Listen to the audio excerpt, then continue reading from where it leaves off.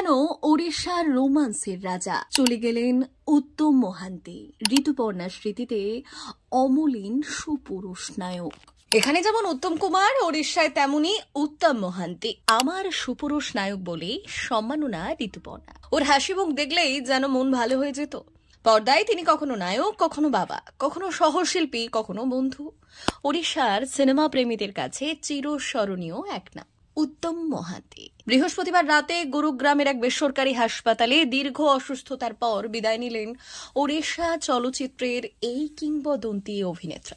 খবর ছড়িয়ে পড়তেই ওড়িশা ফিল্ম ইন্ডাস্ট্রিতে নেমে আসে গভীর শোকের ছায়া। ঋতুপর্ণা সেনগুপ্ত শোকস্তব্ধ। তার চোখে উত্তম মহান্তি শুধু সহ অভিনেতাই ছিলেন না, ছিলেন তার কেরিয়ারের প্রথম দিকের এক উজ্জ্বল অধ্যায়। উত্তম দা শুধু নায়ক নন, তিনি ছিলেন এক রূপকথার চরিত্র। বাংলায় যেমন উত্তম কুমারের জনপ্রিয়তা, ওড়িশায় তেমনি উত্তম মহান্তির জনপ্রিয়তা ছিল। ওর হাসি, সৌন্দর্য, ব্যবহার সব অতুলনীয়। ওর হাসি মুখ দেখলেই মন ভালো হয়ে যায়। আমার অভিনয়ের প্রথম জীবনের নায়ক, আবেগঘন কণ্ঠে বললেন ঋতুপর্ণা। সিনেমার পর্দায় গল্প থেকে বাস্তব জীবনের বন্ধুত্ব।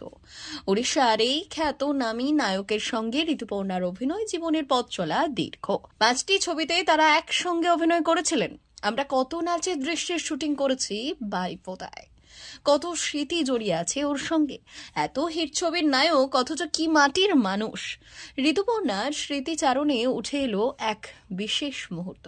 আমি তখন সদ্য অভিনয় শুরু করেছি।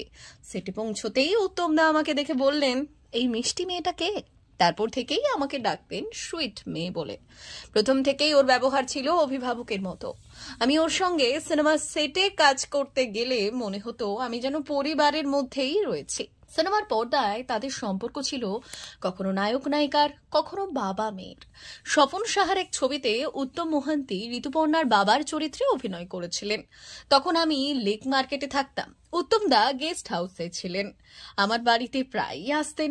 খাওয়া দাওয়া, আড্ডা সবকিছু যেন একটা পরিবারের মতো হয়ে গিয়েছিল। ওড়িশার রোমান্টিক সিনেমার রাজা উত্তম মহান্তি শুধু একজন অভিনেতাই ছিলেন না, তিনি ছিলেন ওড়িয়ার রোমান্টিক ছবির অন্যতম সেরা আইকন। তার অভিনয়ের নিজস্ব একটা ঘরানা ছিল, যা আজও শ্রদ্ধার সঙ্গে স্মরণ করে ওড়িশার সিনেমা প্রেমীরা। উত্তম মহান্তির হাত ধরেই ওড়িশা চলচ্চিত্র ইন্ডাস্ট্রি এক নতুন দিশা পেয়েছিল। ওর অভিনয়ে একটা স্নিগ্ধতা ছিল, একটা সহজাত রোমান্টিকতা ছিল। উত্তম তার চোখের ভাষায় যেন হাজার কথা বলে দিত। এক অন্য মাত্রায় নিয়ে গিয়েছিলেন ওড়িয়ার রোমান্টিক সিনেমাকে। বললেন ঋতুপর্ণা। উত্তম মহান্তির স্ত্রী অপরাজিতা মহান্তিও ওড়িশার জনপ্রিয় অভিনেত্রী ছিলেন। তাদের ছেলে বাবুসান মহান্তিও বাবার পথ অনুসরণ করে ওড়িশা ফিল্ম ইন্ডাস্ট্রির একজন সফল অভিনেতা হয়ে উঠেছেন। এক কিংবদন্তির চলে যাওয়া, রেখে যাওয়া অগণিত স্মৃতি। আজ উত্তম মহান্তি নেই, কিন্তু তার স্মৃতি, তার রোমান্স, তার অভিনয় চিরকাল থেকে যাবে ওড়িশার চলচ্চিত্র ইতিহাসে। তার চলে যাওয়ার পর ঋতুপর্ণা বললেন, উত্তমদার মৃত্যুতে যেন আমার এক প্রিয় মানুষকে হারালাম। ওর মতো শিল্পী, ওর মতো সুন্দর মানুষ সত্যিই বিরল। ওর অভিনয়ের জগৎ এতটাই বিশাল ছিল যে ওর জায়গা কখনো পূরণ হবে না। উত্তম মহান্তি তার দর্শকদের শুধু সিনেমা নয়, এক আবেগ দিয়ে গেছেন। ওড়িশার আকাশে তিনি চিরকাল থাকবেন এক উজ্জ্বল নক্ষত্র হয়ে। তার ছবি, তার সংলাপ, তার হাসি সবকিছু আজও জীবন্ত মানুষের হৃদয়ে। ঋতুপর্ণা শেষ কথার যেন ওড়িশার সিনেমা প্রেমীদের মনের কথা ফুটে উঠল।